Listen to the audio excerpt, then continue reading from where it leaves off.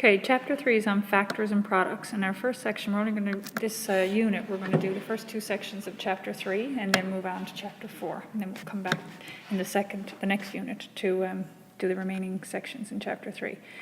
So the first section, 3.A, is on divisibility review. And basically, we're just going to, because we're going to be working a lot with factors, we're going to review some of the rules to kind of help you to decide which numbers might be factors of given numbers. So the first rule is that 2 would be a factor if the last digit is even. So for example, if you had a number such as 24, you know that because the last digit is a 4, it would be divisible by 2. That number would have a factor of 2. 3 is a factor of number if the sum of the digits if 3 is a factor of the sum of the digits. So for example, if you had, say 5, 3, that would be 5 plus 3 is 8. So if you had a 1 there, 531, the sum of those digits is 9, so that should be divisible by 3.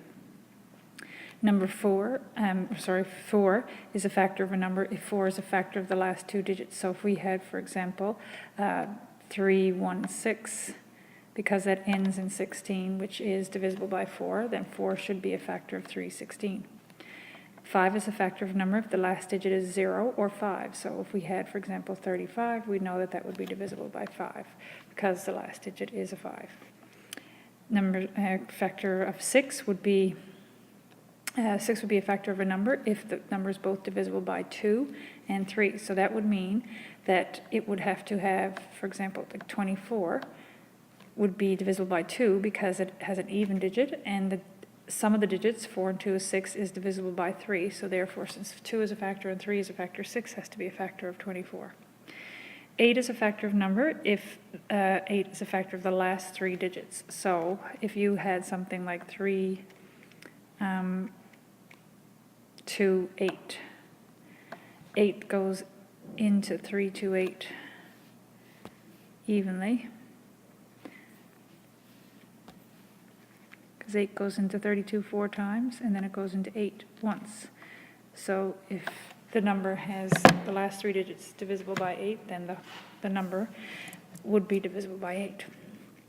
Number 9, if 9 is a factor of the number, if it's a factor of the sum of the digits. So again, this is very similar to the rule for 3. So if you had 5 through 1 again, because the sum of the digits adds up to 9 and 9 is divisible by 9, then 5 through 1 should be divisible by 9. And 10 would be a factor if the last digit is 0. So, for example, 20, 30, 200, anything that ends in 0. Okay, so those are just some rules to help you. So here's just a little exercise to try now to see, based on those rules, whether or not you think that these statements are true or false. So first statement is 2 is a factor of 853. Well, that would be false, because in order to be divisible by 2, it has to have an even last digit.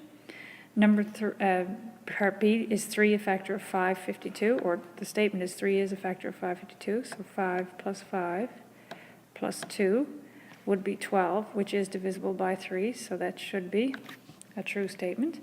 4 is a factor of 924. Well, in order for 4 to be a factor, if you look back at your rules, 4, it says that 4 has to be a factor of the last two digits. So the last two digits would be, in this case, 24, and 4 does go into 24, so this should be true. 5 is a factor of 258. That's false, because it has to end in 5 or 0 to be divisible by 5. 6 is a factor of 678. Well, it is an even number, so that means it's divisible by 2. And the sum of the digits, 6 plus 7 is 13 plus 8 is 21, and 21 is divisible by 3, so that should be divisible by 6 if it's divisible by 2 and 3. 8 is a factor of 7,154. So if you check 154 and see if that is divisible by 8, 8 goes into 15 once with 7 left over. 8 goes into 74 9 times with a remainder of 2. So that would not be a true statement, because it has to go into the last three digits according to our rule. 9 is a factor of 6, 1, 2, 3. So if I check over here, 6 plus 1 plus 2 plus 3, we get 7 plus 5 is 12. So that would not be divisible by 9, because it's sum of the digits 12 is not divisible by 9. And 10 would not be a factor of 2, 5, 6, 1 because it doesn't end in 0. All right, so the next page here just goes over a few terms. Factors are numbers that divide evenly into another number. For example, factors of 12 are 1, 2, 3, 4, 6, and 12. Factors of 24 would be 1, 2, 3, 4, 6, 8, 12, and 24. A prime number is any number that has only factors of 1 in itself. So primes would be, some examples would be 2, 3, 5, 7. A lot of the odd numbers are prime, but not all of them.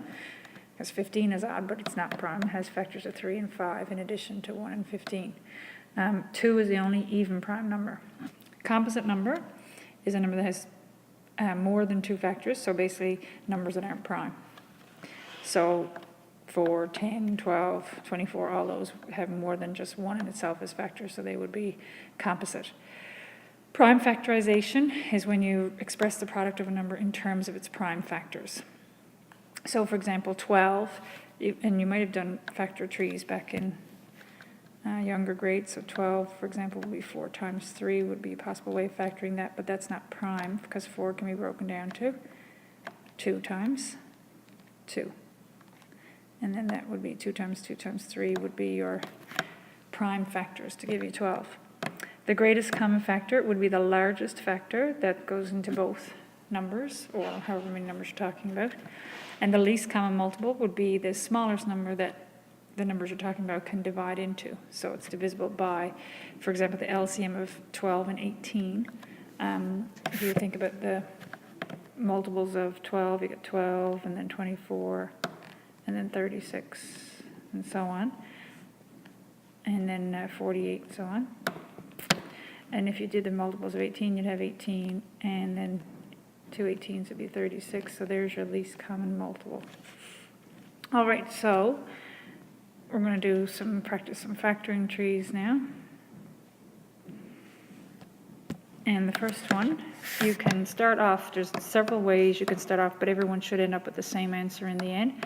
I'm going to start off with, I know that 22 times 100 is going to give me 2,200, and 22 can break down a little further to 2 times 11, and those are both prime factors, so I'm finished with that branch. But I will continue to draw it down to each level so that I can see all the prime factors at the same level at the end. So this here would be 10 times 10. 2 comes down, there's nothing more you can do with that. 11 comes down, nothing more you can do with that. But 10 is 2 times 5. And then this other 10 would also be 2 times 5.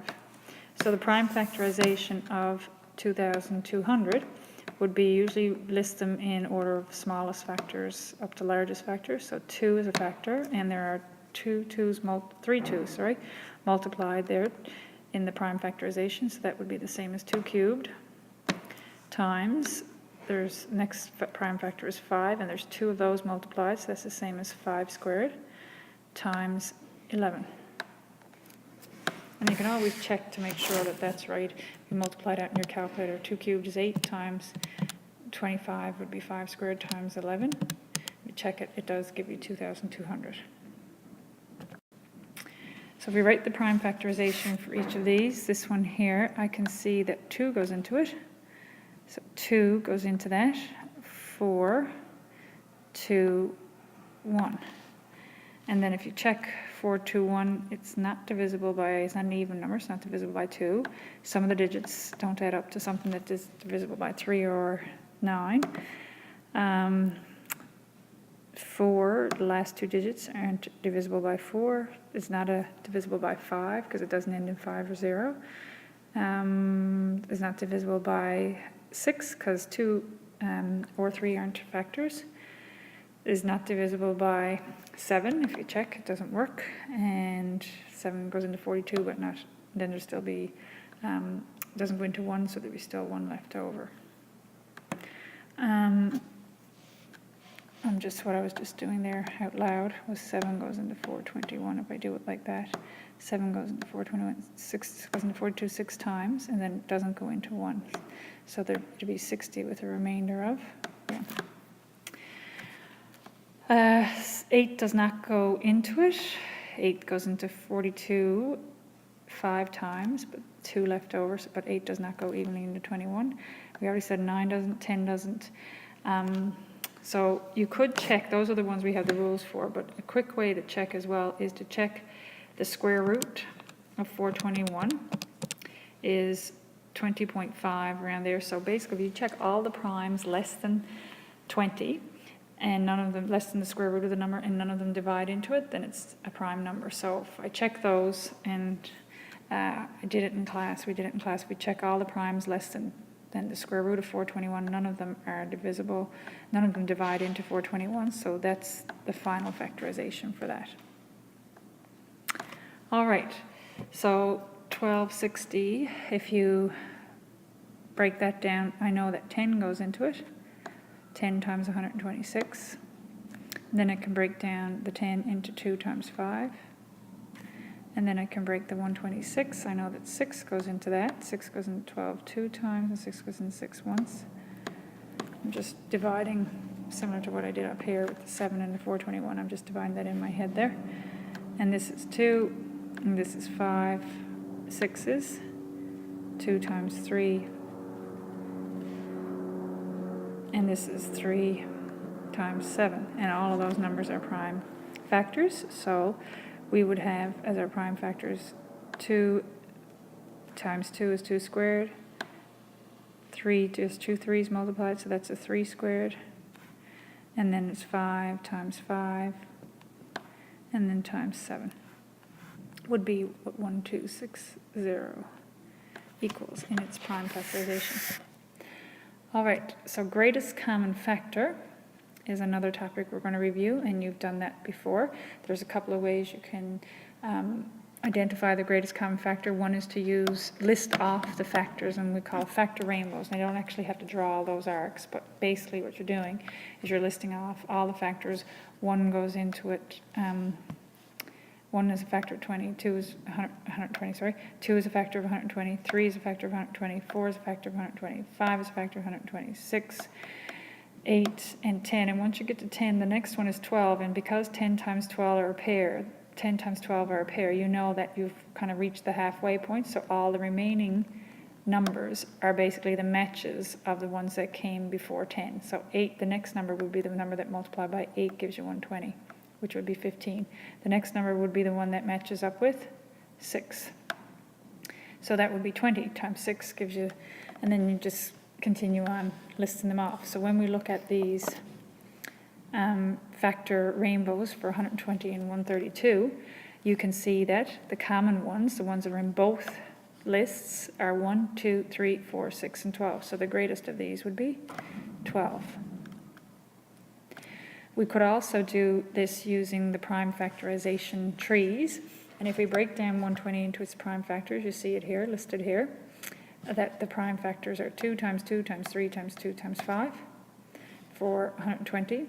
And for 132, it's 2 times 2 times 3 times 11. So if we look at which ones are common, we know that there's a factor of 2 in both. There's another factor of 2 in both.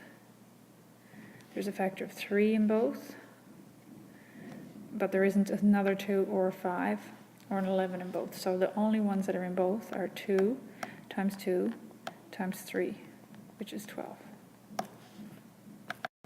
So if we do the greatest common factor, you can do it using the list of factors, or you can use the prime factorization trees. I'm going to use the prime factorization trees. But you can do the lists if you want. So 28 is 4 times 7, which breaks down to 2 times 2 times 7. And if you take 84, 4 goes into that as well. 4 goes into that 21 times. And 4 gets broken down to 2 times 2. And 21 is 7 times 3. So if you look at the common stuff, you've got a 2, you've got a 2. You've got another 2 in both, and you've got a 7 in both. So basically, 28, 2 times 2 times 7, is your GCF.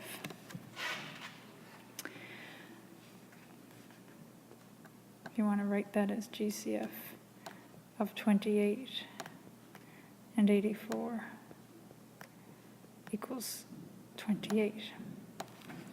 All right, so 144, if I use a factor tree for that, I know that 144 is 12 times 12, which is 4 times 3.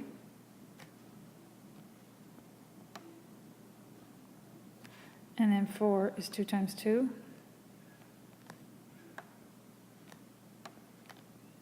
2, 2, 3. And then 160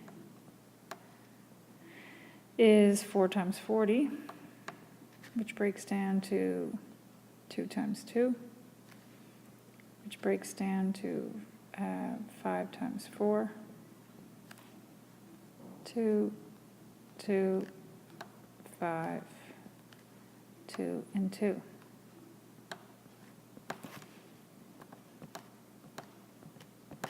So if we look at the commons, we've got 2 and a 2, we've got another 2 and another 2.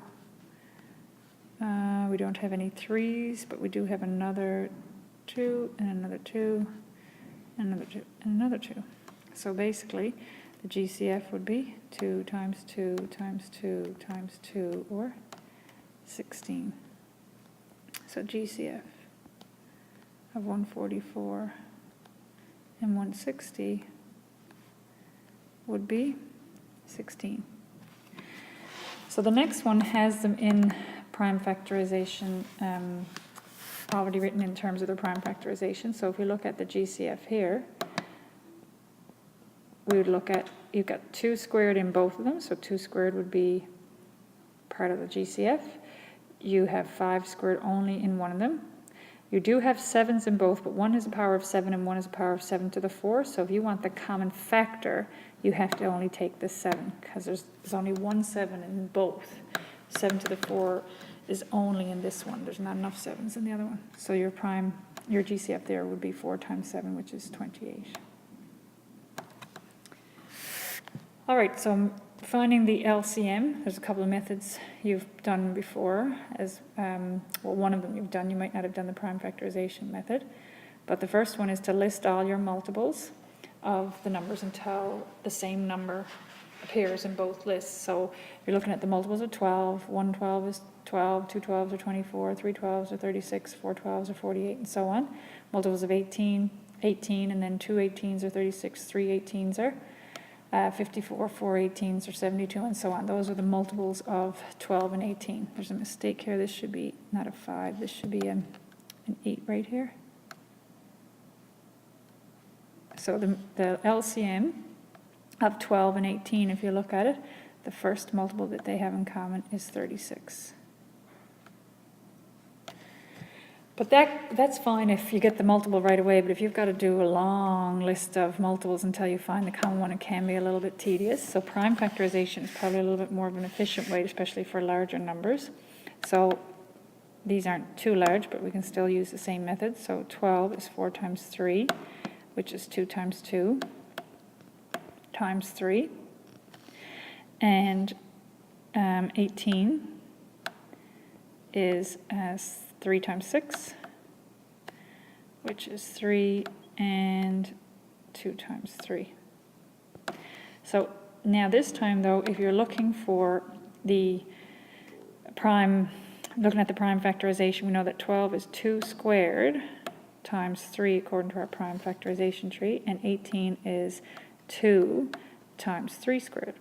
So if we're looking for the common multiple, we need all the factors of 12 to be in it, and we need all the factors of 18 to be in it, but we don't want to have any more prime factors than necessary. So if we look at the two prime factorizations, 2 squared times 3 and 2 times 3 squared, we would need to have 2 squared in the common multiple so that the factors of 12 are in there, and we need to have a 3 squared so that the factors of 12 and 18 are in there. What I mean by that basically is if you've got 2 squared in this, you need to have all the factors of 12 in your common multiple. So if you only have 2, you're not going to have enough because 2 squared needs to be in there in order for 12 to be a common multiple. So you would need to have a 2 squared, and you would need to have a factor of 3. So 2 squared and a factor of 3, but 3 is not enough. If you want 18 to be a multiple, 3 squared needs to be in there. So that means you need to take the highest powers of all your prime factors to get the least common multiple. And then you will have a number for which both 12 and 18 go into. So this would be 4 times 9, or 36. All right, so over here in the little cloud, I basically got what I was trying to say there, that since we want a number that will be a multiple of both numbers, we need to make sure that the LCM has all the factors of both numbers in it. And we will need to take the highest powers of the prime factors to get that. All right, so if we use that method of prime factorization to find the least common multiple, 24, sometimes you don't have to do the tree after a while. You'll probably know the prime factors of 24, can write them down, some of the smaller numbers, but if not, just do your tree. So this would be 2 times 3 times 2 times 2, and 32 would be 4 times 8, and then this would be 2 times 2, 2 times 4, which would be 2, 2, 2, 2, and 2.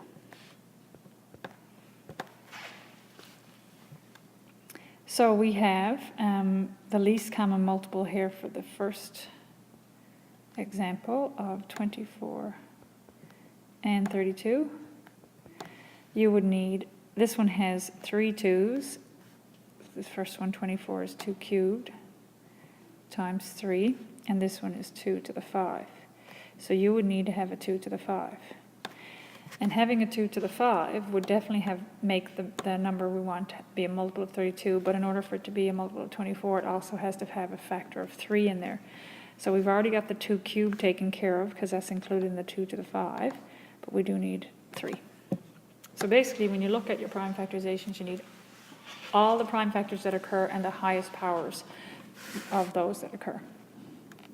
So 36 in the next example is 9 times 4, which is 3 times 3 times 2 times 2. And 81 is 9 times 9, which is 3 times 3 times 3 times 3.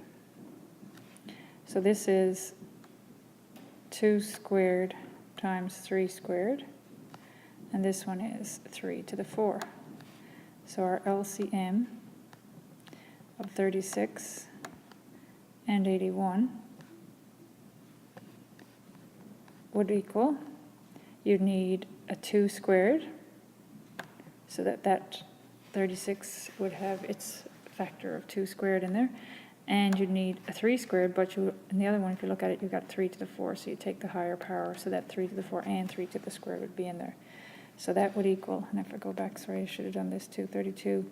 This would be 32 times 3, so it would be 96.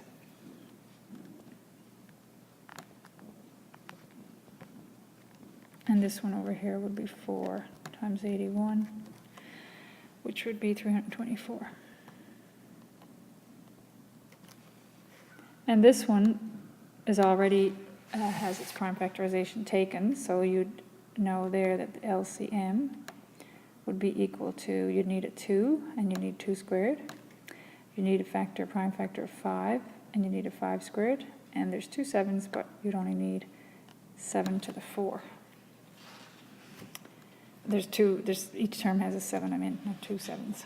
Okay, so we can leave that one in prime factorization because that's what the numbers were given in. Some of the problems that you could have involving greatest common factor and least common multiple. A lot of times it's sometimes hard to figure out which one they're asking you to find or what you need to do. Sometimes it gets confusing. So sometimes you can look for the key words in the problem. Like for the first example, it says, what's the side length of the smallest square? Oops. Smallest square. that could be tiled with rectangles that measure 8 by 36. So basically you've got a square, and you've got tiles in there that are 8 by 36, so basically, and you're not allowed to cut the tiles, so they have to fit in there perfectly. So 8 by 36 and so on. And this down here, assuming that you're tiling the same way. So if you look at the dimensions, one dimension of the square would have all 36 on it, and the other dimension would have all 8s. But if the two side lengths, because all side lengths of a square are supposed to be the same, if they're all supposed to be the same, that means that the side length would have to be both a multiple of 36 and a multiple of 8. And if you look at the keywords that I underlined, they're smallest. And you think of smallest as the same as least. So you'd be looking for the LCM of 8 and 36. So if you can do prime factors or list them off. I know that 8 has prime factors. I'm going to skip a step there and just go 2 times 2 times 2. And 36 is 9 times 4, which is 3 times 3 times 2 times 2. I didn't put my lines in there. So your LCM would be, you would need 2 cubed, and you would need 3 squared. So that would be 72. The smallest square would have to have side length of 72. The next example has keywords in there, largest square. So this time you're tiling a rectangular space with square tiles. So this time the dimensions of the rectangle are 8 and 36. And you're trying to figure out what's the biggest square you could put in there that would tile that space and fill in that rectangle of 8 by 36. So knowing that a square has side lengths that are the same, you would have to have a number that if it fits exactly into 36 and fits exactly into 8, then it would have to be something that's a common factor of 8 and 36. And you might be able to figure that out in your head, and if not, again, you can think 8 is 2 cubed. I don't think I need to do a factor tree for that. And 36, we just had it there, was 2 squared by 3 squared. So if you're looking for the greatest common factor, you would want what's in both of them, which would be, the factor that's in both would be 2 squared. So the GCF of, meant to write 8 there, of 8 and 36 would equal 2 squared, or 4. And you might have not even had to do prime factors for that particular one, because 8 and 36 are pretty small numbers. So the most difficult part of problem solving with GCF and LCM is figuring out which one do you use. And again, keep the keywords in mind, greatest and largest. A lot of times when you see that, you think GCF. Smallest and least, you think LCM. Okay?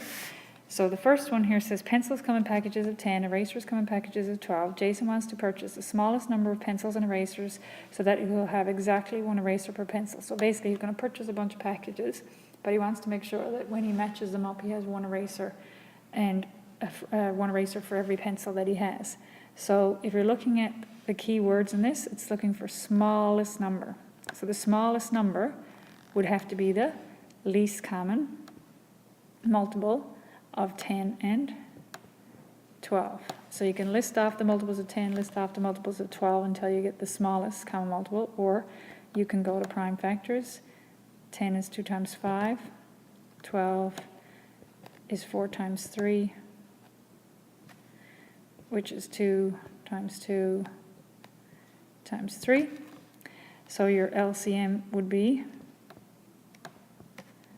you need 2 squared, and you need a 3, and you need a 5. So that would give you 60.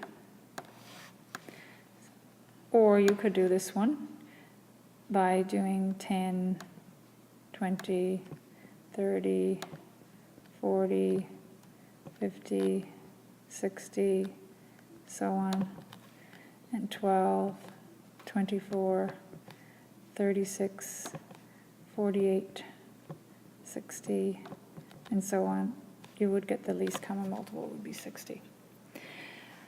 So that's the least common multiple, but number of packages then. Number of packages of pencils would be 60 divided by 10, or 6, and the number of packages of erasers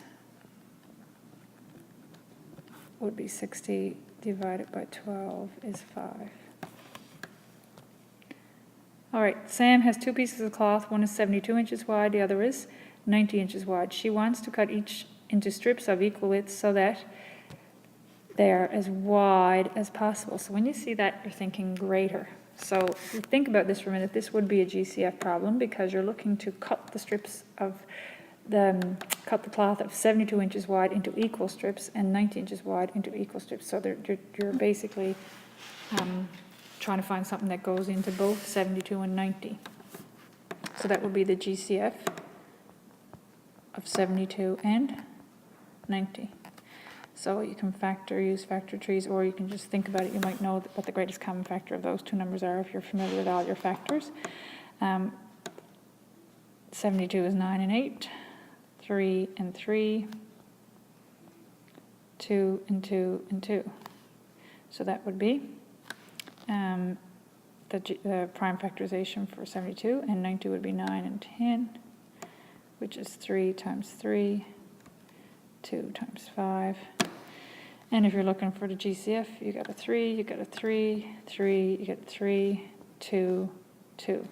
So it would be GCF of 72 and 90 would be 3 times 3 times 2, which is 18. So it should cut Sam, or she,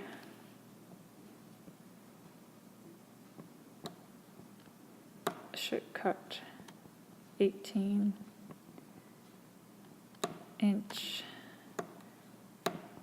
wide strips. The last example on this page, this is Cameron's making bead necklaces. He has 90 green beads and 102 blue beads. What's the greatest number of identical necklaces he can make? So when you see the word greatest, thinking maybe GCF, and if you think about it again for a minute, you'd need something that is a common factor of both 90 and 108. So some number that divides nicely into 90 and 108. So that would tell you how many necklaces you made, how many necklaces you could make, so that all those beads would be used up. So you would want the GCF again of 90 and 108. And if you do the prime factorization trees, we just did that one there a minute ago, so I don't really need to do that in the last question. 90 was 2 times 3 squared times 5. You look back up here and get those numbers from the last question. And then 108, we do a factor tree for that. We've got 2 times 54, which is 2, and this is 9 times 6. And that would be 3 times 3, 2 times 3. So you would have 2 squared times 3 cubed. So your GCF of 90 and 108 would equal, you have a 2 in common, you would have a 3 squared in common, and the 5 is only in one of the factors. So your answer would be 18. 2 times 3 squared is 2 times 9, or 18. So she would be able, or he would be able to make 18 necklaces.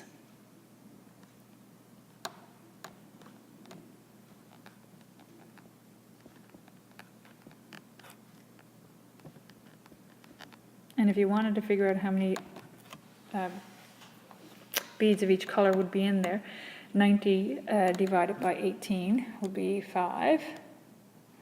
And so you'd need 5, because there are 90 green beads, so if you divide that by 18, you get 5 green beads per necklace, and you'd need 108 divided by 18 would be 6 blue beads for each necklace. Okay, these are some examples that came from the June exam in 2012. It says, John does his chores every 10 days, Mark every 15 days, and Sarah does hers every 20 days. If they all start today, how many days will pass before they all do their chores on the same day again? So again, you'll be looking for the least common multiple of these. So the easiest way to do this one might be just to list them off, but you could also do it using prime factors. I'm just going to list them because you can see it a little easier.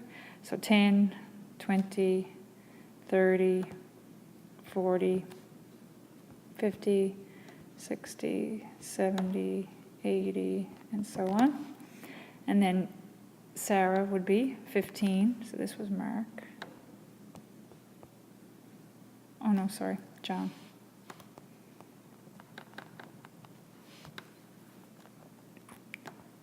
John.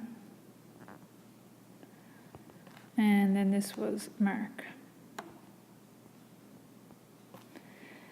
So Mark would be 15, and 2 15s are 30, and 3 15s are 45, and 4 15s are 60, and then 75, and then 90, and so on. And then Sarah would be 20, and then 40, and then 60. So you can see that 60 is the first multiple that they all have in common. So 60 days will pass.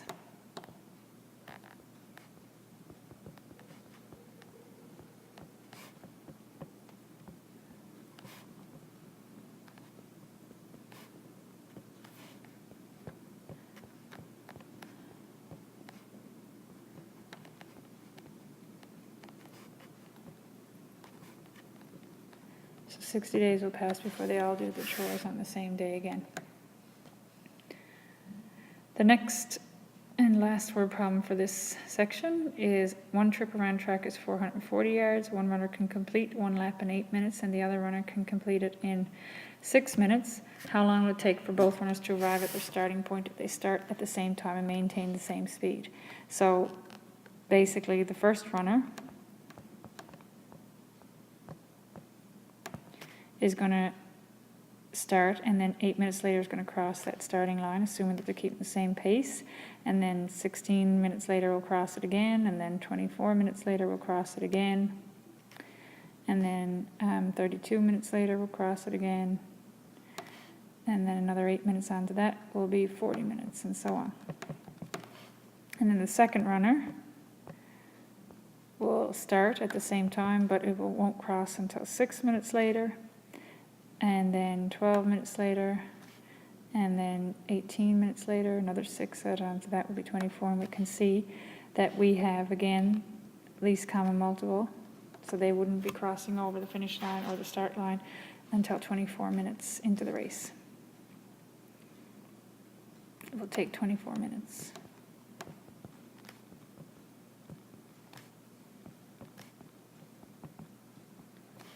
For both runners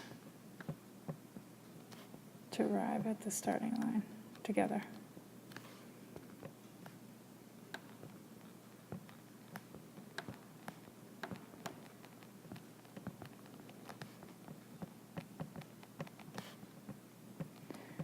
Okay, so that's the end of those questions. So if we look at pages 140 in your textbook and try those questions that are listed there, that'll give you some extra practice on this section.